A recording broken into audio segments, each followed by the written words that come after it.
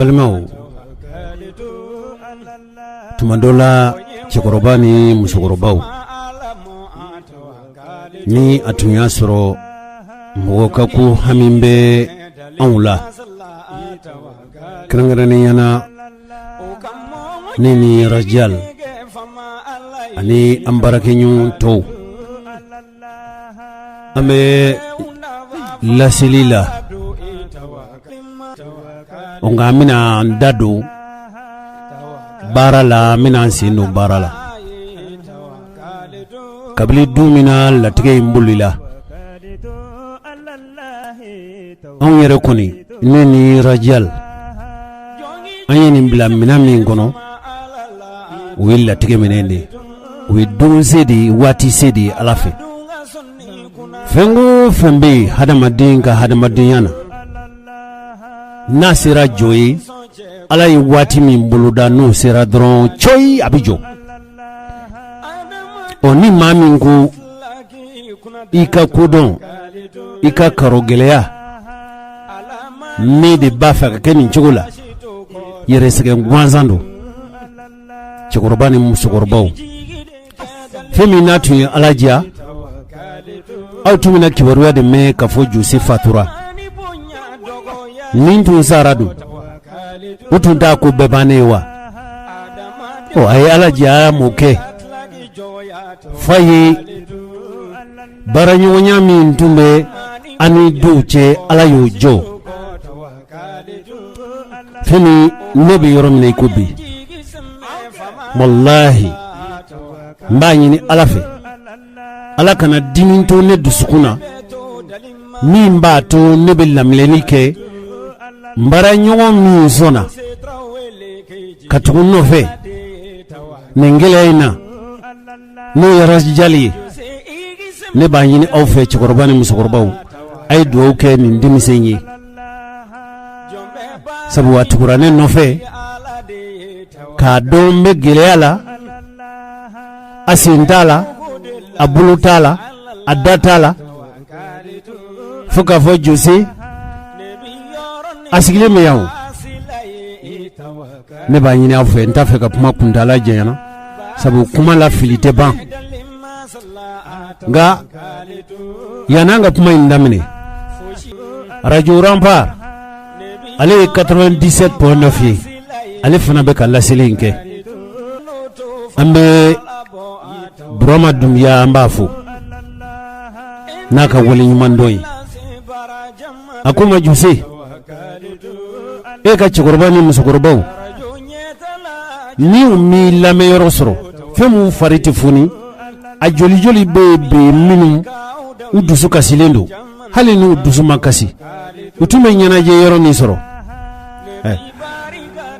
musokorba dobe afleni ye sibedin koro ashibe sankeme sankonon tonabi balmake Touré de taran no fe kwale mamso ko ba fe kanei ko ni yatle joli ne atene kumakame afata kumakame ke sabu neni mgomi mbeni mbara ina udi rajali dimisendo bayina faka do kai netara akoko tafiye siri de babulu tafiye usiri tafiye chama fula musogoroba do kone katanai ay kuma chama mfo o joli be ni olutum be ka nyanafi broma ko hali na dana oluma ay sinsin feminga we blangala made rajal neta feka puma jenya bayini feka franka malikono bamakoya kindei mali dugu ka dogo hali kuchala angala seli tunjorai miye radio kotoyi ni wele ka fuye neta fe kuchala musokorobau kamenyana fina netumba fe au ka je au ka laseli nge ukubina laje sigaso beti sigaso arajo wasa ale folode tumene ka laseli ke rajal ote biye ukara jo tunjora nga nyi weleli ke olu ko ka damine bindene dunya la ko lu bina damine wa amina je ka bara de ke o je ka bara yi ni asabu nyuma folo wi baramuso ka radio ben kuma ni ngoro ka di ko sebe kuma na bi fo en fait aka ke ben kuma yi akana ke farafarali kuma yi akana ke jamana ci kuma yi akana ke jamana boroto kuma yi akana ke kuma yi kuma min be islamiya kan goro soso enne ko ngoyi an nakandi anye mi haklinata ode ka je ka barake je ka bara ni sabunyuma radio munum be nanolu be ni barala a folo e femi amika laseli ke ka boro mina o benguma de baramuso la voix de baramuso ni mafli radial c'est 102.3 keme ani fla tomi saba ni mami jie dungo do ka damne son madafe 8h kasi 9h30 ma ambi laseli ke ya bi koni ni wati nununa ala ni brama ka kononjia na ka deme ama balinela muna kabili blangala madamine na sankono to yine dongile dakile na madeli ka se brama fe ni blangala ma hajui chigorobani musugorobaw ama deli ka demeta ka kolibato ni desabato segere dunshi sigaso te sigasoi kuchalate kuchalaye mopti te mopti burama yi ni mbeke naka buli fenye ani aka fere fen hali amina ta kuchala ni ala sonama ako kwabe boro keme sabu mogomunu mboli la kana sigi kuchala flaudo dongono be abe du keme flabo ne ya fai ako kwabe boro keme kabo di anina sabu olu be gele mina bi gele fanga kabo ala kana nge fitri wale ambe burama fu ambe benguma fu lasili mbe ka ke bengumana nga jeka bara kulu dedo o jeka bara kulu sabu nyuma ani jeka bara radio rampar ale 97.9 ale fana be ka lasili nke radio patriote radio fla de bubulo olu fana be ka laseli nge imam arafa radio nu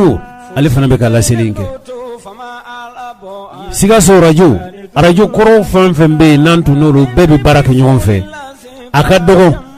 na chiara titima radio flaka ni mingoku olu te laseli ke en fait note ni radio tobela jele ka damine kay marala fo yelimane kata banamba tuba kerwane banamba dugu wolonfla adugu imbe arajo be lasi yoro ulu be ukambo rajal ne doge mana ba sone hakli ma yoro do soro ne bo lasili to yebulu bismillah hal nakira dakuni kele amemi fo kuma bela jelen fora ere fe kaba ne hakilla kaba jamana dawnya kuma ime kuma ne madala ni femme bolo ka fraka musokoroba ni cokorobaw olu dron tede ali demsen na fora musokoroba ni cokorobaw haklima kuma de donc kibaru yi anyongirile kase bima ne madala ka fo ni Bamako yoro be ko mama soro yoro mina ka nyingali ke hali bi musokoroba do be falaje yan fanfe salimata ga musokoroba do ati yelike ala kelime ka anya duga ka bo yelila ayin wole ka fo ko mumbe josela a ngo jose bena don kibaru lasi nege kanya shegi wati ye kibora daga ya fika kumala iko kwali fieto yiso wati mina ye geleya soro te biye de bon ni fana be tugu mina on be ala de fo kala barkada maldon ko la benendo don kibaru wati sera ne dalen do ala ka fali maliya munu be jamana koka nu bela jele mena ke mo ye munu ni bena ku ka nyina fim bani l'américain jamana ka franci jamana ka Canada jamanaw fo ka se hali farafina dugu minnu bɛ yen kuma dɔ la mɔgɔ hakili t'a la k'a fɔ maliyɛn yɛrɛ bɛ yɔrɔ minnu na olu bɛɛ lajɛlen bɛna don kibaru in sɔrɔ ni dugu jɛra misibɔ tile nɛgɛ kanɲɛ 8 il faut que o ka fɔ danfara ka y'a la kibaru in tun bɛ lase yɔrɔ min na o tun ye nɛgɛ kanɲɛ 9 ye nka sisan don kibaru nana nɛgɛ kanɲɛ 8 na ka d'a kan baara ɲɔgɔn radios ka ca e yɛrɛ i dɔgɔkɛ n'o ye Magan Kone ale sen donna kow la ni Ala sɔnna ma baara in bɛna se ka kɛ fo ka s'a dan na don min na. Radio Rempart ale ye 97.9 ye ale fana bɛ ka laseli in kɛ. An b'a ɲini jamanadenw fɛ u ka dugawu k'an ye baara min daminɛtɔ filɛ an ma se ka min kɛ kɔrɔlen Ala k'o d'an ma ni se an ka se ka se yen nin de ye kibaruya ye mun tun bɛ n bolo k'a lase kunnafoni daminɛ la. An balimaw an ka bi ntɛnɛndonya a don kibaru a bɛ daminɛ ni fɛn minnu ye o de ye k'a fɔ dɔgɔkun tɛmɛnen jamana in kibaruya minnu y'an ka jamana labɔ dɔgɔkun tɛmɛnen a kibaruyaw bɛ tali kɛ kɔnɔguwanko damadama kan. A fɔlɔfɔlɔ ye fɛn min ye o de ye k'a fɔ furancɛ fanga min wala dowlatɛmɛ fanga min cɛkɔrɔba ni musokɔrɔbaw hali n'a y'a sɔrɔ k'a y'aw diya kɛ aw b'a fɔ ko waati latɛmɛ fanga sabu wulikajɔ minnu kɛra n'o wulikajɔ ninnu a tun ye Ibrahim Boubacar Keïta ka fanga mafiɲɛya fanga in mafiɲɛyali kɔfɛ sɔrɔlasi dɔw olu nana IBK ka fanga in tɔ paron o paronbagaw la a fɔra k'a fɔ min ye a ko ɲɛmɔgɔ ye o ye Asimi Goïta de o Asimi Goïta n'an ko k'an bɛ segin kabiliw ka fanga jujɔn fo ka se bi ma furancɛw bi janya nka kɔsa in na cɛkɔrɔba ni musokɔrɔbaw aw yɛrɛw b'a kalama k'a fɔ min ye Asimi Goïta ye a ye jamana kolatigɛla dɔw wele o mɔgɔw la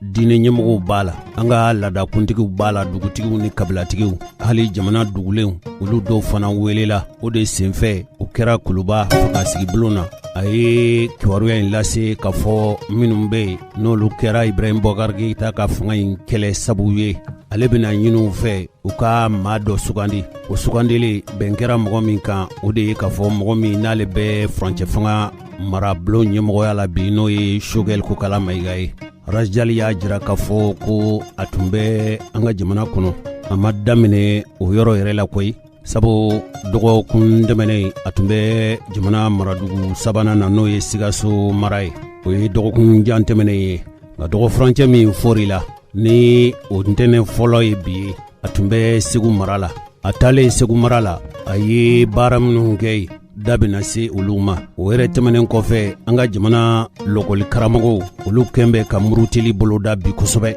f'a laban a nana kɛ mankanba ye jamana marabaw ni lɔkɔli karamɔgɔw olu yɛrɛw dama tɛ sabu u farala ɲɔgɔn kan ka kɛ kulu ye ninnu a bɛ san damadama bɔ bi lɔkɔli karamɔgɔw y'a ye u ka tɔnw y'a ye u ka hakɛ ɲini tɔnw y'a ye k'a fɔ kulu kelen tɛ se ka ekɔli karamɔgɔw ka hakɛ ɲini ka d'u ma ninnu de farala ɲɔgɔn kan fara ɲɔgɔn kan kulu dɔ labɛn u fara ɲɔgɔn kan kulu kabili Ibrahim Boubacar Keïta bɛ fanga na ko IBK tun ye layidu dɔ ta k'a d'u ma o layidu in o hakɛw bɛ boli sariya kolon min kɔnɔ k'o de ma nanzarakan na ko article 39 k'a tun fɔra k'a fɔ IBK k'a ko ko a jɛnna o hakɛw ninnu dili ekɔli karamɔgɔw ma Choguel Kokala Mayiga nalen o y'a sɔrɔ fana min ye baarakɛlaw ye n'o ye UNTM ye olu yɛrɛ de ka baarabila kuntalajan kɛra sabu ye sɔrɔdasi ninnu u tun ye fanga fɔlɔ min sigi n'o ye Muktar Wan ani bandaw ka fanga ye u ye fanga in minɛ u yɛrɛw ka fɔcogo la ko nin cɛ fila tun bɛ ka fanga mara ni hakilina ni kuntilenna minnu ye an ka don kibaru jan tɛmɛnen ninnu na an tun ye ɲɛfɔli kɛ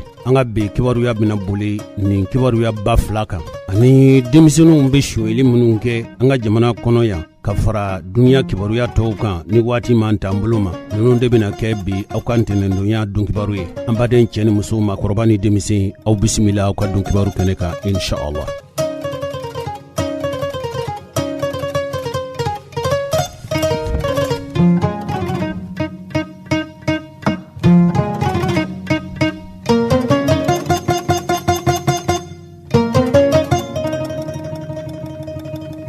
An balimaw kibaruya dɔw olu bɔra mɔgɔ minnu n'olu kɛra minɛfɛn ye u bɛ taa lasagon yɔrɔ min u ko ma ko Bamako kasobonba a nazarakan de ye maison centrale d'arrêt Bamako ya ko janfa dɔ tun labɛnna nin janfa in tɛ ka mɔgɔ dogo ka bɔ n'a ye koyi janfa in de ye ka fɛn dɔ dogo ka don n'a ye o kɛra jumajan tɛmɛnen n'o bɛnna utukalo tile 6 ma nin ye mɔgɔ dɔ ye a tun b'a fɛ ka dɔrɔgu de dogo ka don n'a ye kasobon kɔnɔna na cɛkɔrɔba ni musokɔrɔbaw n'aw ye kasobon kuma mɛn tuma caman a bɛ k'aw ɲɛna k'a fɔ jogow ladilayɔrɔ don tiɲɛnikɛlaw olu bɛ se ka lasago yɔrɔ minnu na yanni kiritigɛlaw u b'u ka kiriw tigɛ o siratigɛ de la sa sɛbɛn minnu b'an bolo kɔrɔ sɛbɛn dɔ bɛ yen o ko bi mali tile sɛbɛn aujourd'hui mali bi mali a ko min ye colonel adama gindo ye n'ale ye Bamakɔ kasobonba o kɔlɔsilikɛlaw ka ɲɛmɔgɔ ye ko janfa dɔ tun labɛnna fasirilase kɛba in ko olu kɔni ye kibaruya in sɔrɔ duguduguma kuma de la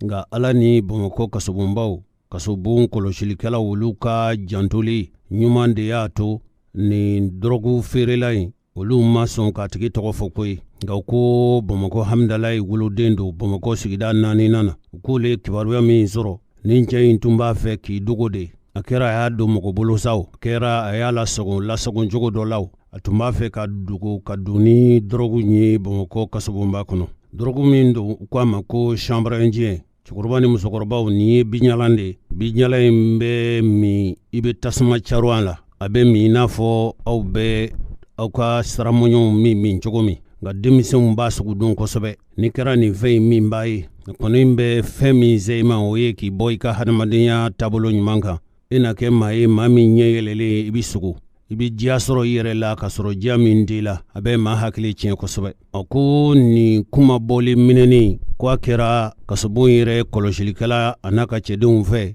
u ye sɛgɛsɛgɛli de kɛ fo k'u bolo da kisɛ kan nin tigi in cɔminen sa dɔrɔgu feerela in k'u sɔrɔla k'a di Bamakɔ kura gendarmew ma olu k'a ko tɔ sɛgɛsɛgɛ Bubakar Payitawo n'ale ye fasirikɛba ye a ko nin fɔlɔ tɛ nin ye koyi nin baara ɲuman in nin t'a siɲɛ fɔlɔ ye a bɛ kɛ colonel Gindo fɛ ale ye Bamakɔ kasobon ɲɛmɔgɔba ye a n'a ka cɛdenw ninnu kɔni ye mɔgɔw ye maa minnu u hakili sigin bɛ wa u bɛ kɔlɔsili u tɛ u janbɔ kɔlɔsili la fiyewu o de kɛra sabu ye min y'a to nin dɔrɔgu in min ni diɲɛ tɛ kɛ n'a ye a ka se ka taa di kasobon sigibaw ma ko u ye nin kɛ ni dɔnko ni seko de baara min kɛra u fɛ nin kɔni ye baara ɲumanba de wa ninnu ye fɛn minnu o b'a jira k'a fɔ sɛbɛn in kɛbaa yɛrɛ y'a fɔ cogo min koyi ko nin ye mali kura tile bɔlen de kibaruya in an ye nin sama ka bɔ fasilasi sɛbɛn min kɔnɔ a bɛ fɔ ale ma ko aujourd'hui mali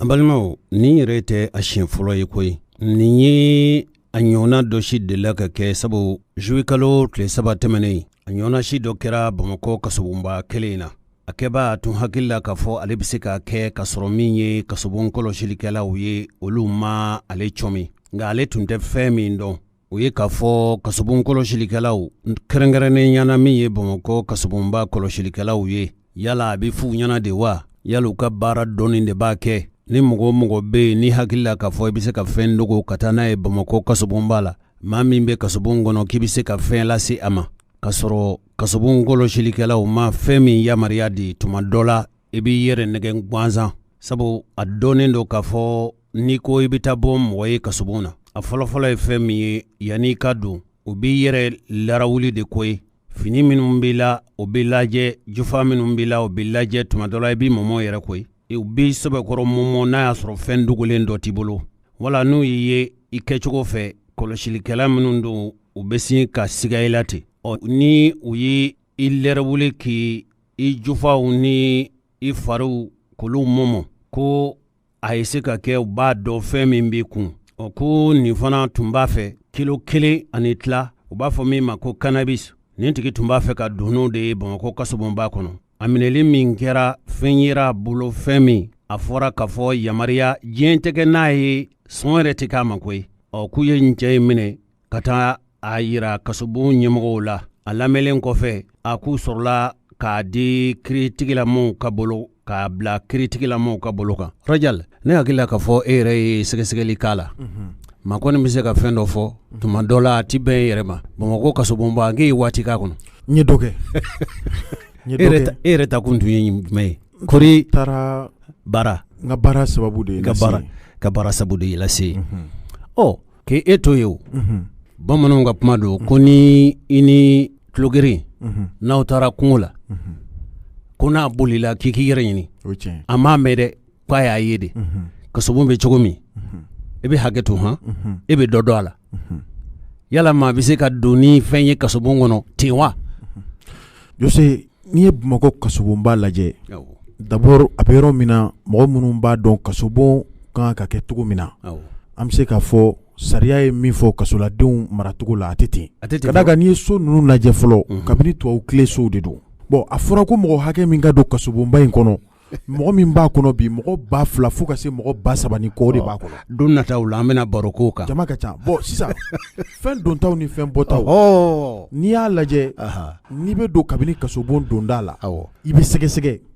téléphone hali i ka téléphone min b'i bolo o tɛ don yen nɔ o tɛ don yen a si tɛ don i bɛ sɛgɛsɛgɛ nɛgɛmafɛn o fɛn bɛ yen k'a bɛ se ka hali mɔgɔ bana o tɛ don a si tɛ don yen nɔ fɛn min bɛ se ka kɛ sababu ye fana ka taa mɔgɔ ka kibaruya ta ka bɔ n'a ye o si tɛ don yen nɔ kasobon yanni i ɲɛ ka da hali mɔgɔ minɛlenw kan fɔlɔ i bɛ tɛmɛ yɔrɔ damadɔ la a sɛgɛsɛgɛli barika ka bon yen dɛ ça fait kɔrɔ ye ni kasobon tuma dɔ la waati dɔw la ni kasobon kɔlɔsilikɛlaw kɔni n'olu ma jɛ ni fɛn o fɛn ka don o tɛ se ka don a ka gɛlɛn wa min ye caméra de surveillance fana ye i ye Adama a gindo min fɔ n'o ye ɲɛmɔgɔba ye bi kasobon fan o fan bɛ yen ni gindola ko kan ka kɛ yen nɔ ale b'a to a ka bureau kɔnɔ a bɛ bɔ a bɛɛ kalama wa a b'a bɛɛ ye a sigilen a ka baarakɛ bon kɔnɔ a ɲɛ bɛ kasobon kɔnɔna bɛɛ la a ɲɛ b'a kɔnɔna bɛɛ la wa hali a ka baarakɛlaw jama fara ɲɛ ka d'a kan fɛn min b'ale ɲɛkɔrɔ i b'a dɔn diɲɛ tile in na bi ordinateurs ni caméra de surveillance mɔgɔw b'i ye yɔrɔ jan ka sɔrɔ e hakili la ka fɔ a tigi ɲɛ t'i la nka min kɛra juillet kalo tile 3 o ye golo masirilen tabaga dɔ de ye premier classe de don a fana ye tenitigi ye an k'a fɔ k'a jɛya an ka jamana finitigi don dɔ de don ni soldasi tɛ gendarme don wala garde don wala polisi don wala o saba dɔ la tenitigi de don ale de donna a hakili la k'a fɔ komi sisan n'an bɛɛ ye kelen an tɛ ɲɔgɔn jate minɛ komi ne ye tenin donna e ye tenin donna ye n ɲɔgɔnna dɔ de jɔlen don ka mɔgɔw kɔlɔsi da la donc a tɛ se ka ni nana dɔrɔn a b'a fɔ ko ne fana ye finitigi ye et puis a nana n'a ka fini de ye dɛ fini de b'a la dɛ a ka baarakɛ finiw b'a la lakanabaga de fana don o de senfɛ u y'a to yen a ka don a donnen de yanni a ka don fɔlɔ u tun y'a fɔ k'u b'a sɛgɛsɛgɛ nka a yɛrɛ y'i ban a donna ka taa u y'a to a taara maintenant siga de nana bonya siga bonyalen min kɛ u ka sɔrɔ ka taa nɔfɛ u collègue de service don tiɲɛ don ka taa nɔfɛ ka na n'a ye u y'a sɔrɔ kilo 1 ni tila ɲɔgɔnna de b'a bolo chambre indienne na min yera a bolo o kɛra juillet kalo tile 3 juillet kalo tile 4 o dugujɛ fɛn wɛrɛ nana kɛ kasobonba kelen kɔnɔ ni lakanabaga ninnu tilala k'u tɛgɛ da o fana kan balo mun bɛ don dumuni mun bɛ don kasobon kɔnɔ dumuni n'a donna togo togo hali kini ni n'a donna cuillère janba dɔ de b'u bolo da la u b'a don a jukɔrɔ ka lɔgɔbɛ ka lajɛ n'i ye fɛn dɔ dogo n'a jukɔrɔ hali ni donna ni kinibiya ye u b'a yuguba ka lajɛ dɔ fana donna ka dumuniba kɛ tasa kɔnɔ zamɛ de don wa n t'a dɔn min don ka jukɔrɔla fa binkisɛ in na kasobon lakanabagaw y'u tɛgɛ da o fana kan o dugujɛ o y'a sɔrɔ kabini kalo in tile 3 u taara lakanabaga in min minɛra fɔlɔ la n'ale tun taara k'a bɛ taa di wa sɛgɛsɛgɛliw y'a jira fana k'a fɔ a tun bɛna taa di min ma o fana ye kasoladen minɛlen dɔ de ye nka a bɛ seliri kelen min kɔnɔ an ma se k'o dɔn ka d'a kan u y'ale bila Bamakɔ kura gendarmerie min tugulen filɛ kasobonba la n'an k'a ma ko BT a bilal'olu ka bolo kan enquêtes bɛ sen na halisa an ma se ka jaabiw sɔrɔ a la seereya dɔw ma sɔrɔ wa seereya dɔw sɔrɔla kasobon ɲɛmɔgɔ yɛrɛ kunu 11 wagati sodasikɛ dɔ de nana visite la parce que visite bɛ yen samedi ni dimanche d'ailleurs don o don fo juma visite min bɛ yen o ye présumé terroriste ka ye maintenant don tɔ ninnu bɛɛ bɛ se ka na mɔgɔ lajɛ maintenant o kɔnɔna na o kun kɔnɔna na a nana mɔgɔ filɛ la an ka kasoba règlement intérieur ye min ye n'i bɛ don prison kɔnɔ fo i ka lajɛ fo hakili maga i la ka lajɛ ni fɛn jugu dogolen t'i bolo maintenant o kɔnɔna na a y'i ban fitini y'i ban a nana mɔgɔ minnu sɔrɔ da la a kɔrɔkɛw de don u ka jala fana ka bon n'o ye a ka minnu ka bɛ kɔnɔna na olu ka jala ka bon n'ale ye parce que première classe de don et puis a kɔrɔw de don a y'i ban dès lors que a y'i ban mɔgɔw y'a miiri i b'a sɔrɔ fɛn dɔ dogolen de b'a bolo maintenant n'a bɛ don forcément a bɛ lajɛ o lajɛli kɔnɔna na drogue de yɛrɛ a kɔrɔ drogue yɛlɛ y'a kun service de sécurité o cɛ dɔrɔn ka taa n'a ye piloton la ka taga a ɲininka maintenant o kɔfɛ o sera n'a ye ne fɛ maintenant u nalen ne kɔni ye directeur national wele ka ɲɛfɔ directeur ye citation kɛra cogo min o fɔlɔ ye directeur ye après ka procureur wele ka ɲɛfɔ procureur fana ye donc an ye nɛgɛ don a la donc ka conduire ka taa n'a ye BT la directeur parce que walidugukɛla n'a minɛna ka sɔrɔ b'a la fila t'a la an b'a kɛ a bɛ taa n'a ye BT la parce que saga filɛ nin ye min bɛ o desi la mɔgɔ si tɛ saga sanfɛ mɔgɔ si saga ni a dabɔra bɛɛ de kama parce que an yɛrɛ de y'a voté an yɛrɛ de ko a kɛ a cogo la ten donc a taara bila gendarmerie la o kɔnɔna ten donc tun bɛna taa di cellule dɔ bɛ yen u b'a wele 910 tun bɛ taa di olu de ma maintenant mɔgɔ kelen min de don an t'a dɔn parce que a donnen a ma se ka mɔgɔ labɔ mais maintenant enquête kɔnɔna na a bɛna dɔn réellement a bɛna taa di mɔgɔ kelen min ma mais maintenant a ka se que kasuba falen don an ka ca dɛ bi bɛ na jama min bɛ yen a ka ca ni jama 2,800 o kɔnɔna na n'a fɔra ko sɔrɔdasi bɛ wuli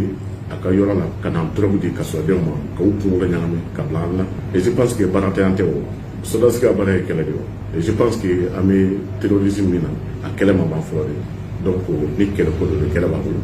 maintenant a bila aw kunkolo la c'est que agent minnu bɛ yan ani an ka mɔgɔ minnu bɛ yan u bɛ baara la o bɛ baara la mɔgɔ min bɛ ka mɔgɔ 2,800 kɔlɔsi e ko i sɔrɔdasi tɔ o le k'i ka na u dɛmɛ u ka baara la e bɛ na mɔgɔw kunkolo ɲagami ka u bila i tɔɲɔgɔn la et ni kasugo cira jɔn bɛ sunɔgɔ bɔ ni mɔgɔw n'u ye drogue sɔrɔ ka min ka u kunkolo ɲagami kɛ u bɛ na mun kɛ sɔrɔdasi kan k'o kɛ yan sɔrɔdasi ka baara to yen maintenant sɔrɔdasi ka baara to yen a ka baara ye min ye a ka taa a ka baara kɛ o de y'a kɛ très rapidement an ma analyse caman kɛ a y'a kɛ ka taa n'a ye pour que si ni dɔ b'a fɛ k'a ɲɔgɔnna kɛ a ka bila kunkolo la o sɔrɔ kelen de bana a ma kɔnɔ parce que mɔgɔ n'a y'i minɛ quelque soit ton grade an bɛ t'i fili enquête bɛ kɛ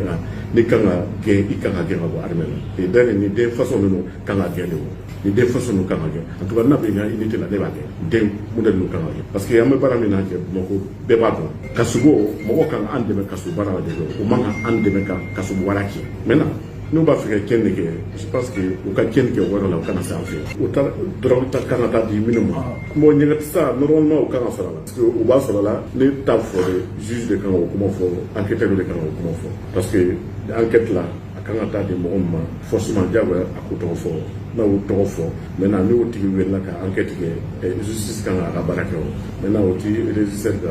baara tɛ ne ka baara ye min ye ne y'o kɛ maintenant a dira sebe ma ni sebe b'a fɛ ka na a tigi labɔ ka taga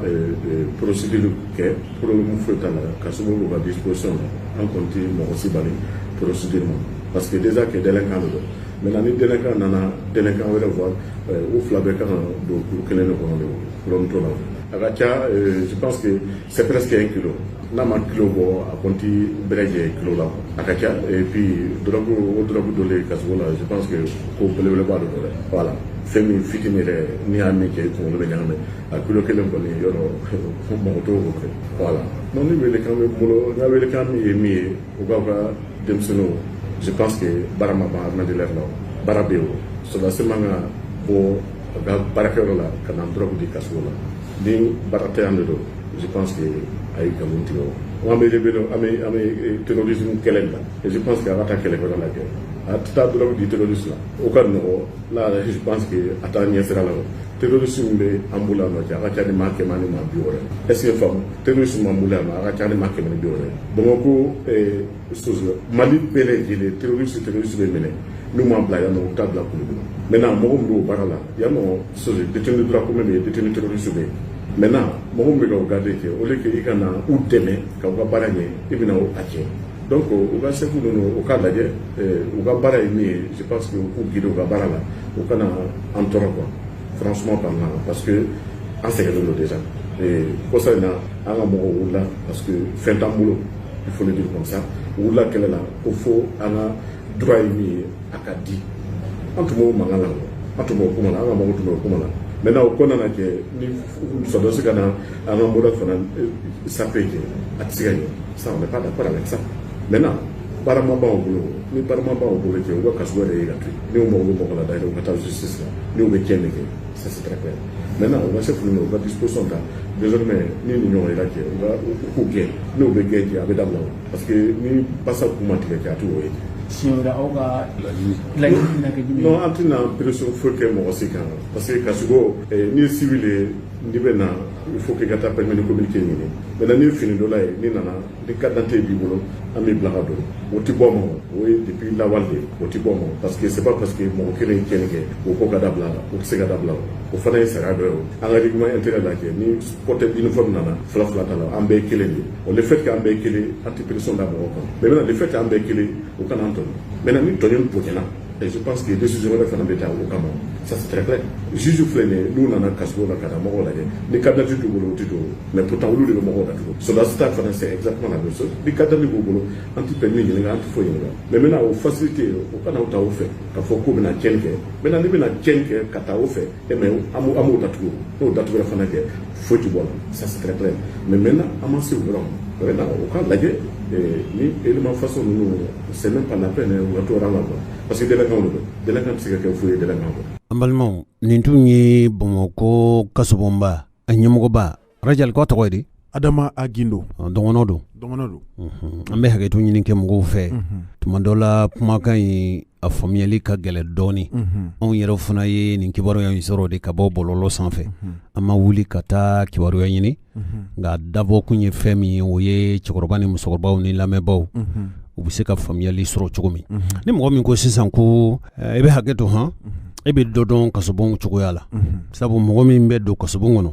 k'a ye funu ye sira di maa min ma kɛ i ka don ka taa lajɛ ne hakili b'a la ka fɔ Hamidu Jabate transition waati a kɛra ministre ye anw journalistes ta kunnafonilaselaw ta an n'a taamana ka don kasobon kɔnɔ u taara yɔrɔ bɛɛ yira na Maliki fana waati dɔ la ale fana taara ko ni kunnafonilaselaw taara nɔfɛ nka ale tɛ yen n'o tɛ k'a fɔ i bɛ don kasobon kɔnɔ ka taa lajɛ e yɛrɛ ko hali n'i ka mɔgɔ de bɛ kasobon kɔnɔ n'i b'a fɛ ka taa lajɛ aw tɛ yaala bɔlɔn kɔnɔ ten ka kuma dɛ yɔrɔ dɔ de bɛ yen wa u b'aw bila ka don dɔrɔn aw bɛ taa baro k'u fɛ n'i donna Bamakɔ kasobonba kɔnɔ yɔrɔ dɔw bɛ yen kasobon baarakɛlaw kɛlen bɛ ka yɔrɔ min labɛn a kama kasoladen suguya ka ca dɔw bɛ yen i b'a sɔrɔ o kirila o bila yɔrɔ bɛ yen dɔw bɛ yen i b'a sɔrɔ o ma kiri fɔlɔ o ye prévenu ka yɔrɔ ye gaba dɔw de labɛnnen don ni i nana kasobonba kɔnɔ ka ban ka fɔ i mago bɛ karisa la mɔgɔ dɔw de bɛ yen minnu bɛ taa ka taa karisa wele ka na n'a ye ka na d'i ma o ye mɔgɔ kiribaliw ka yɔrɔ ye nka n'i kirila i bɛ taa yɔrɔ min na yen fana sigiyɔrɔ ni dɔ in tɛ kelen ye dɛ o ye condamnéw ka yɔrɔ de ye n'i kirila ka fɔ hali i bɛ kalo kelen de kɛ kaso la o ye kɛlen condamné ye donc aw ka yɔrɔ b'a danna nka kasobon kɔnɔ ko ka ca da tɛ se ka sa bɛɛ ma tuma dɔ la n'i ko i bɛ kasobon kɔnɔ ko bɛɛ fɔ anw ye kunnafonidilaw de ye anw bɛ siran an ɲɛlikɛtɔ an kana taa tiɲɛni kɛ ka d'a kan gindola kow ka bon kosɛbɛ n bɔlen kaso kɔnɔ n taara ka taa bɔ mɔgɔw ye yanni n yɛrɛ ka don yen n taara yen ka taa bɔ mɔgɔw ye n bɛ se k'a fɔ kasobon n b'a dɔn i b'a fɔ n tɛgɛ ci n'i ko an ka bi don kibaru bɛɛ kɛ ka kuma Bamakɔ kasobonba kan Diossé an ka don nata ninnu na an bɛna kɛnɛ kɛrɛnkɛrɛnnen sigi hali n'an sera ka kasobon ɲɛmɔgɔw sɔrɔ o dɔrɔn tɛ hali kasoladenw bon comme olu ni hakɛ t'i bolo n'i ka liberté minɛlen don i la a ka ca Ala fɛ ko bɛ ko la i tɛna se k'a kɛ i tɛ se ka i mankan n'a bɔra radio la ka ne to fandɔn ja in fɛ a fɔra ko mɔgɔ dɔ ye mɔgɔ fagala ye a y'i to kasobon kɔnɔ ka ne wele ne ye sariatigi dɔ wele n ko karisa ye kasoladen ye a dun bɛ ka kuma ne fɛ a ko Diossé n'a sera ka kuma e fɛ a t'a kɛ n'a sera ka kuma e fɛ a taa aw ye kunnafoni ɲininanw de n'i bɛ se k'a sɔrɔ cogo ni maa sera ka to kasobon kɔnɔ ka kuma e fɛ e k'a ka kuma lase ne y'o lase don kɔni ne ma ko gɛlɛn sɔrɔ Diossé a bɛ kalo 2 ɲɔgɔn bɔ bi kasoladenw ye ne wele sufɛ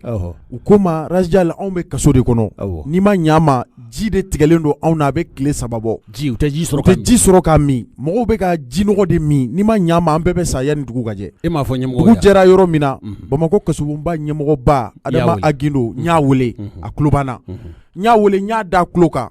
a ko k'a ɲɛnabɔra sisan k'a jiko ɲɛnabɔra ko ji bɛ kasobon kɔnɔ sisan nɔ ko n'a ka di k'u bɛɛ ka ji min k'u yɛrɛ faga ko ji bɛ yen et puis a fɔra ko ji bɛ kasobon kɔnɔ kasobon mɔgɔ minnu ye ne wele kasoladenw olu tilala ka ne wele midi yan fan fɛ k'an fo ko Rajal k'an y'i wele k'a ɲɛna n b'a f'i ye Bamakɔ kasobonba fɛn tununen bɛɛ tɛ ye dɛ o de la an kana dɔw fɔ an ka dɔw to ale y'a dama dugu de ye ngo kasoladenw b'a f'i ye ni m'i ka juge wele i tɛ bɔ kaso la kasoladen ni juge bɛ ɲɔgɔn sɔrɔ cogo di ɲininkali gɛlɛn la kasonba ko a ko ka ca dɛ. An bɛna an da don a dɔw la don nata na.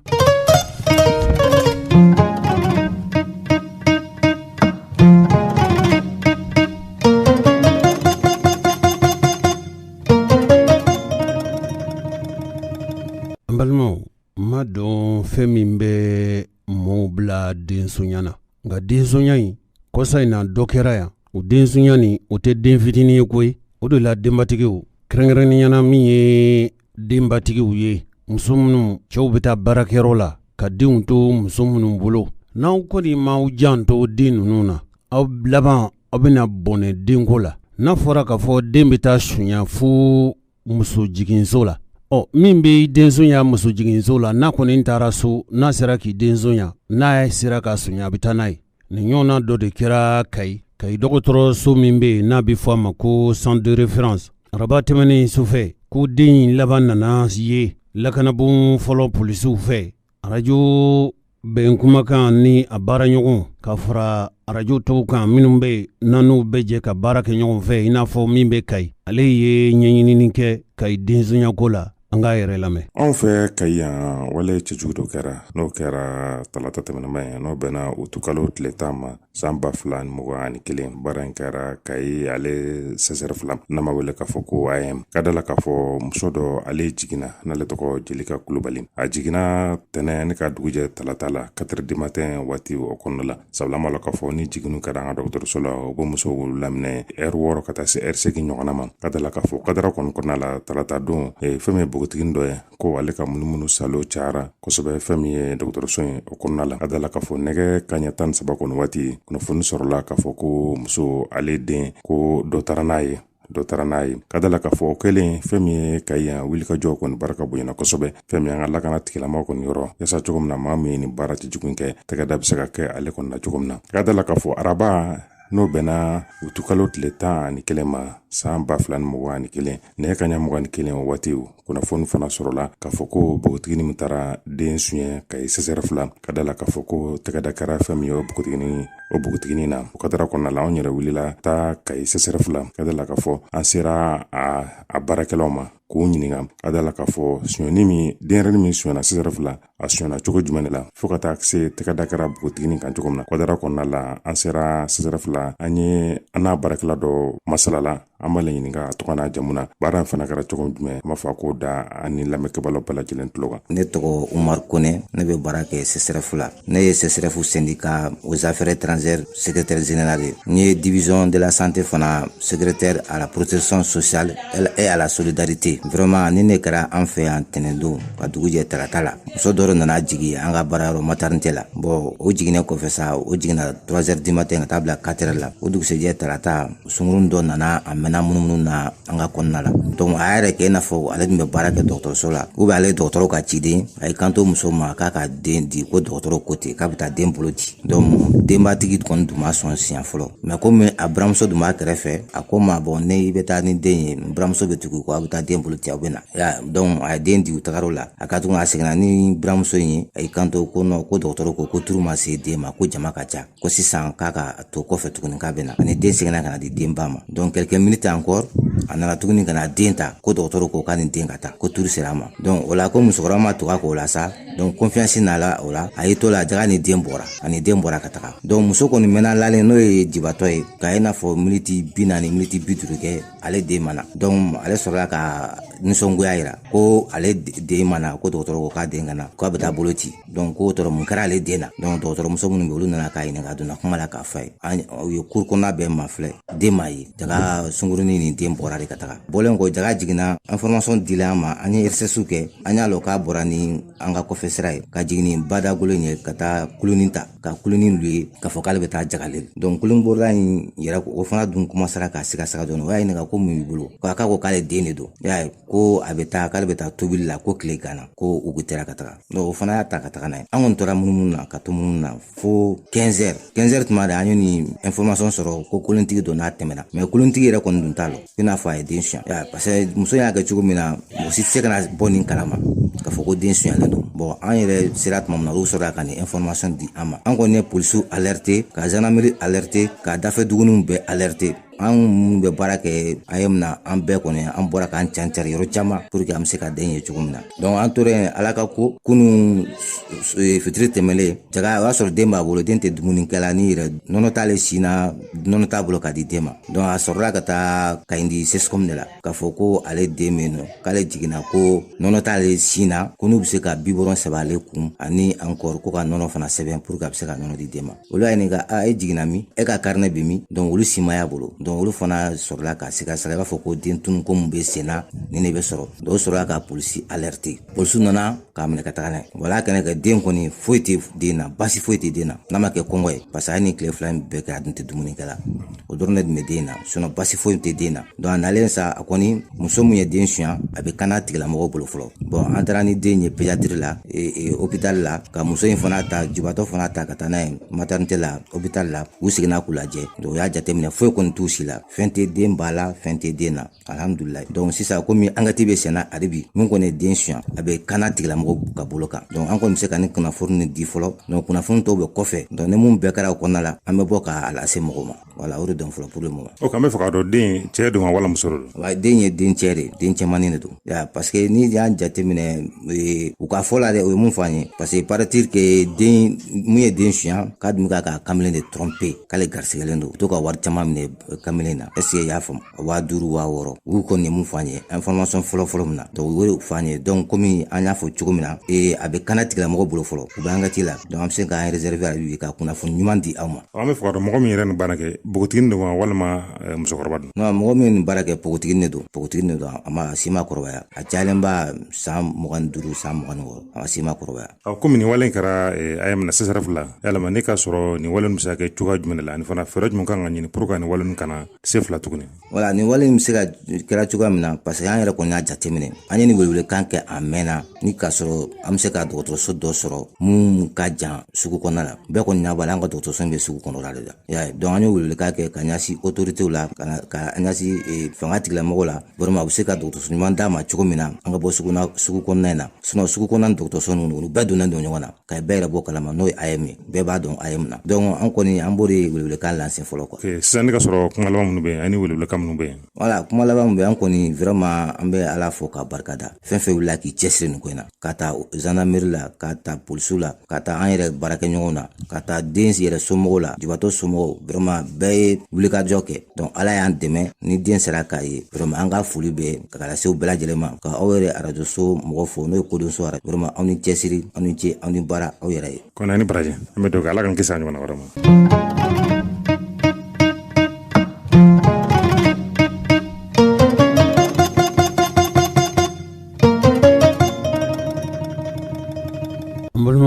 An ka don kibaru tɛmɛnen ninnu na an tun y'a jira u la k'a fɔ fali jugu dɔ taara ka dugu 4 sɛgɛrɛ o dugu 4 ninnu u bɛɛ lajɛlen bɛ an sɔngo mara de la u kɛra karijan dɛmɛnen o dugu ninnu wataguna dugu don a kɛra sabu ye min y'a to olu ka dugu o gwa n'o ye du ye o gwa 386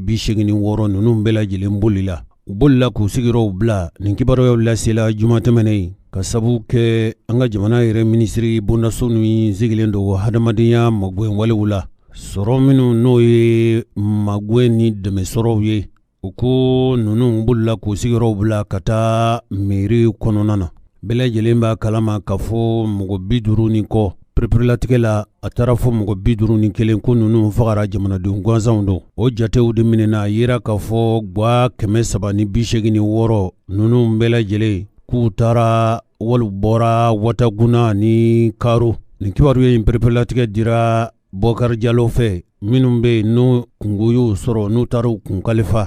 kalifa kɔfɛ minnu bɛ maaw bisimila sɔrɔla an sɔngo dutigi minnu bɛ yen u ye maaw ta ka t'u tila dutigiw ni ɲɔgɔn cɛ a ko maa bolilen ninnu minnu taara ka t'u kuma dogo ko du b'a la du minnu dɔw taara u kalifa Niger a yɛrɛ ɲiningale a ko tiɲɛ yɛrɛ la minnu bolila ka taa Niger jamana kan o hakɛ ma dadɔn fɔlɔ. Kibaruyaw y'a jira k'a fɔ an ka jamana marabaw ko alamisa tɛmɛnen k'olu ye maa ci minisiri 6 ɲɔnbɔyɔngo n'o ye an faso Mali minisiri 6 ye ko ninnu taara du ninnu magwɛn nka kɛnɛ kan ɲi ko nafolo min dira faso fɛ o bɛ taa fo sefa wɛrɛ miliyɔn 20 hakɛ la wala ka ca ni miliyɔn 20 hakɛ ye u taara ni balo tɔni 100 ɲɔnbɔyɔngo ye. An ka fanga ka cɛsigi min n'o bɛ Gawo n'o ye Général de Brigade Musa Traoré ale de nin kuma in fɔ a ko juma tɛmɛnen Gawokaw u ye janaja kɛnɛ sigi n'o ye dugawudon kɛnɛ ye ka ɲɛsin maa fatulen ninnu ma ani ka dugawu kɛ faso ye jamana in bɛ se ka basigi cogo ɲuman minnu na fo ka se nin yɔrɔ in ma maa si mi kan bɔ marifatigiw la k'a fɔ k'olu de ye nin baara in kɛ.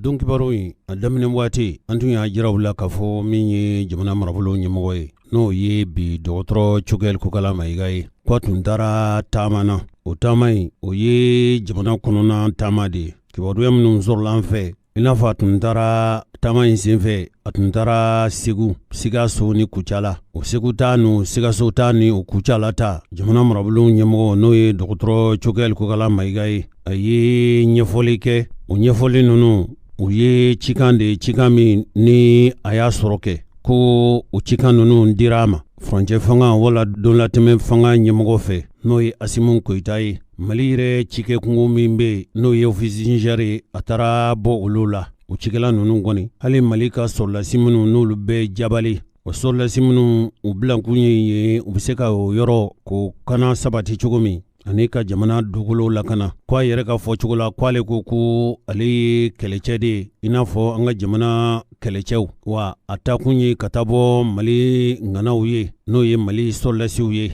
sɛbɛn in kɔni ye fɛn min fɔ o ye k'a fɔ jamana marabolo ɲɛmɔgɔ n'o ye Cogɛl Kokala Mayiga ye a ye taali min kɛ a ko k'a bɛ Asimu Goyita de ka ci la kana jamanadenw lamɛn ani kana kuma an ka cikɛlaw fɛ an ka cikɛ kungoba min bɛ yen n'o ye ofisi Niger ye wa k'a nakun fana ye fɛn min ye o ye k'a lajɛ a yɛrɛ ɲɛngwɛ k'a lajɛ gɛlɛya minnu bɛ an ka jamanadenw kan u ka sigiyɔrɔw la u ka baaraw la gɛlɛya minnu b'u kan ko a nana furancɛ fanga ɲɛmɔgɔw ka cikan de lase an ka jamanadenw ma fu sigiyɔrɔ a dɔw ye fɛn min ye o ye dabali ni fɛɛrɛ minnu ni o talen don Mali fɛ furancɛ fanga ɲɛmɔgɔw fɛ cogo min u yɛrɛw bɛ se ka baara boloda ka cabaw kɛ baara minnu dira ale ni jamana marakulu fɛ wala jamana marakulu ma n'o cikan ye jamanadenw ka cikan ye baara ni wale minnu kan ka k'u fɛ ale ko nin ye maliden bɛɛ lajɛlen ka baarakɛta de olu minnu ye politikimaw ye jamana dugulenw diinɛ ɲɛmɔgɔw faso yɛrɛ kolatigɛlaw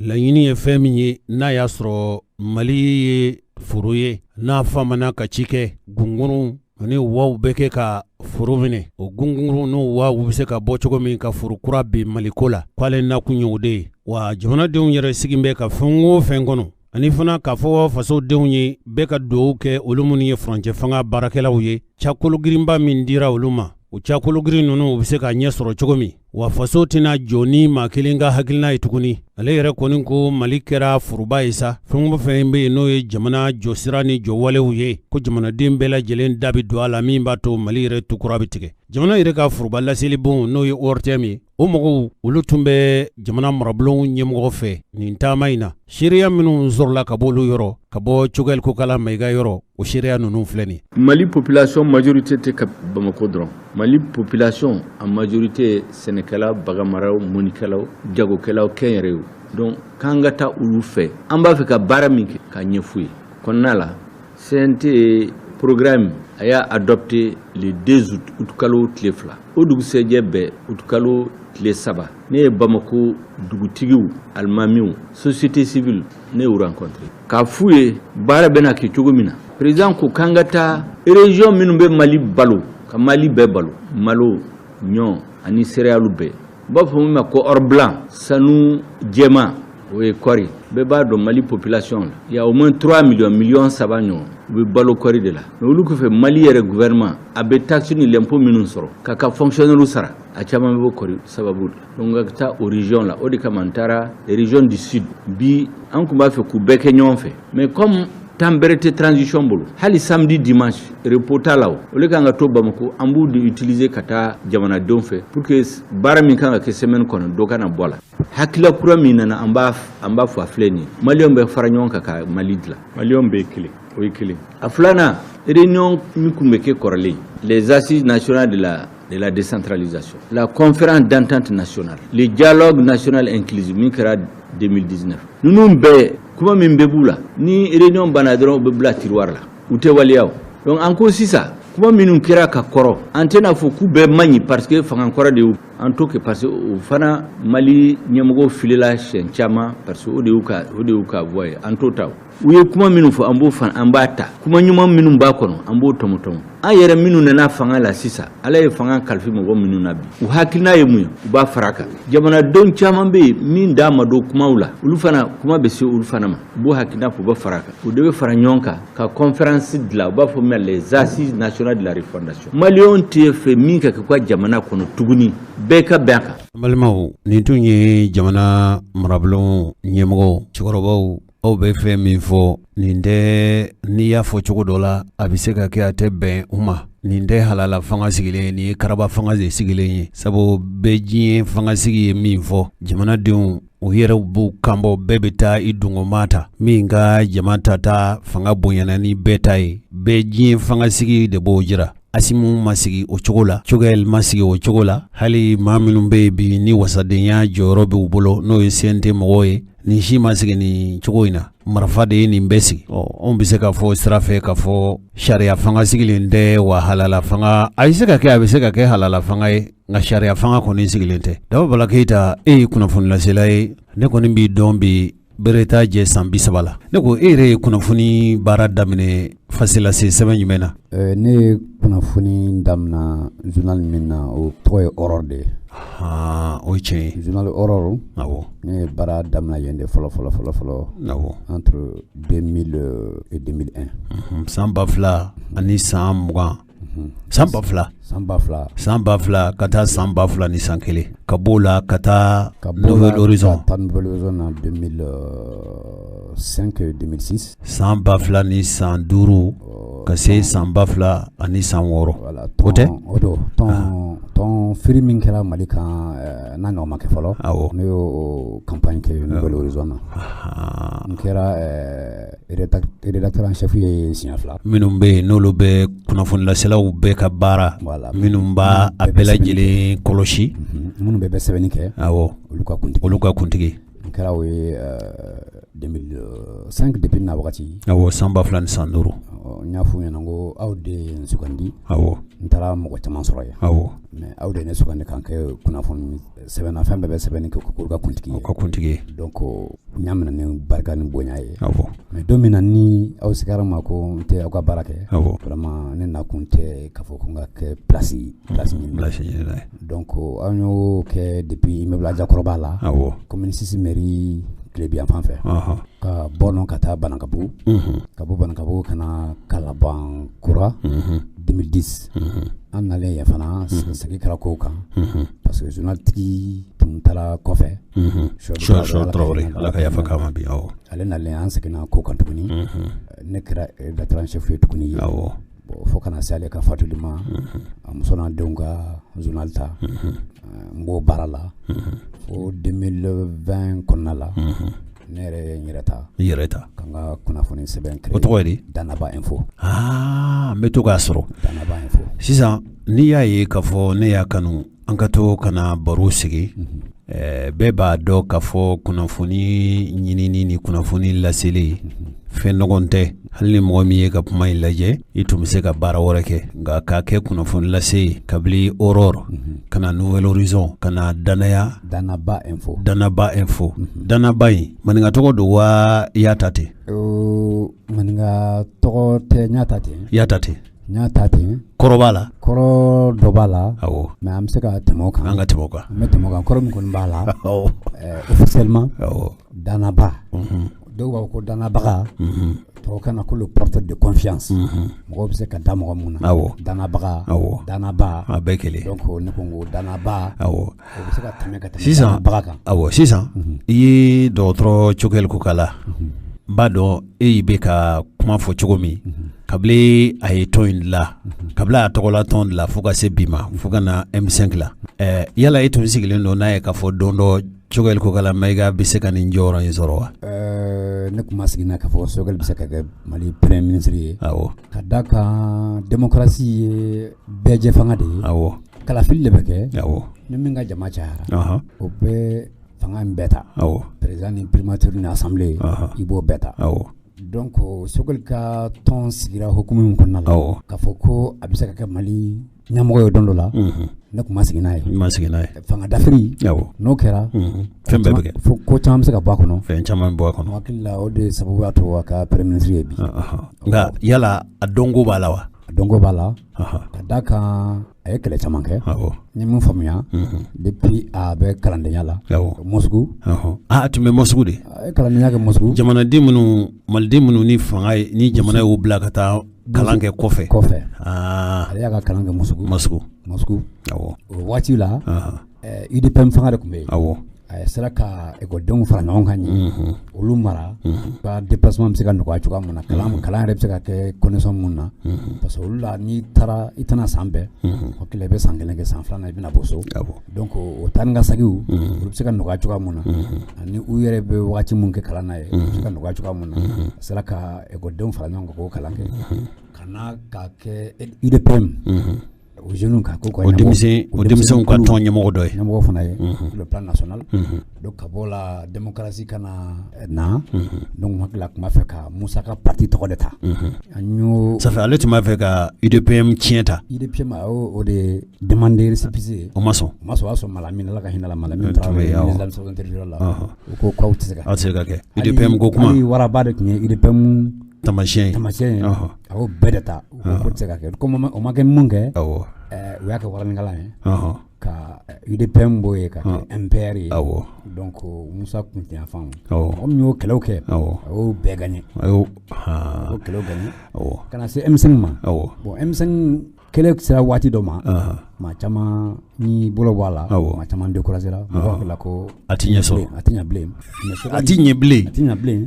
Cogɛl kɔni y'i timinandiya hali ni maa tɛ taa a bɛ denmisɛnnin dama fara ɲɔgɔn kan dɔrɔn ka video kɛ ka o bila a bɛ taa téléw la a bɛ taa radiow la a bɛ déclaration kɛ a fari ma faga fo Ala nana ka n'a ye kɔsa ne yɛrɛ y'a ka Segu ta ye mɛn Segu dama tɛ hakili la k'a fɔ a taara Sikaso fana a taara Kucala cikɛlaw fanga ka bon yɔrɔ min a taara yen baganmaralaw fana fanga ka bon yɔrɔ min a b'a fɛ ka taa o yɔrɔ ninnu na nka i y'a ka kumaw mɛn sisan ne ko yala a bɛ se ka sɛdennin bɔ sɛgili la wa ayiwa baara min kɔni dilen don a ma transition ye baara min d'a ma baara fanga ka bon baara fanga ka bon dɛ a bɛ ka yalayala min kɛ ka taa bɔ ɲɛci b'o la wa ne bolo ɲɛciba t'o la ka taa jamanadenw kuma ɲɔgɔnya o bɛ se ka kɛ a nafa ye ni canal caman ye i bɛ se k'u wele a bɛ ka assise de la fondation min fɔ jamanadenw bɛ se ka kuma ɲɔgɔnya o la mais nin yalayala in surtout a bɛ taa a taara Sikaso de fɔlɔ k'o ye Mali kɔɔri sɛnɛ yɔrɔ gɛlɛya bɛ yɔrɔ min na u da ma s'o ma kosɛbɛ Sikaso ne ye seliba kɛ Kita ne yɛrɛ Kitaka ye n ye seliba kɛ u ye min fɔ Kita bɛɛ lajɛlen ye kɔɔri sɛnɛ la bibi na Kita tɛ kɔ Mali kɔɔri sɛnɛ la u y'a daminɛ bɛɛ kɔ mais bibi na Kita tɛ o ɲɛnamaw bɛ sa Ala ye kɔɔri sɛnɛ la u ko Kitakaw ye Kita bɛɛ k'u ka hectare 80 de sɛnɛ hectare 80 o kɔɔri ka ca dɛ o ka ca